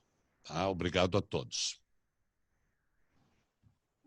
Maravilha, mais uma vez aí avisando o pessoal que a gravação vai estar disponível, em breve a gente coloca lá no canal do Dr. Slonka do YouTube.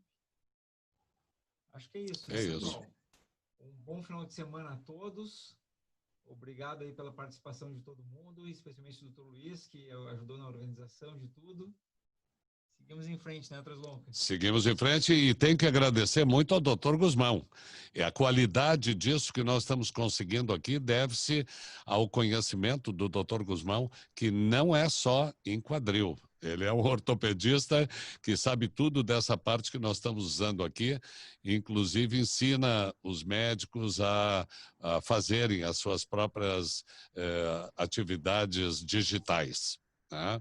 Então, obrigado, Guzmão. Maravilha, um bom domingo a todos. Vou encerrar aqui a reunião. Em breve o Dr. Slonka põe no grupo lá para vocês o link do vídeo dentro do canal do YouTube do Dr. Slonka. Um grande abraço a todos. Excelente. Obrigado. Abraço a todos.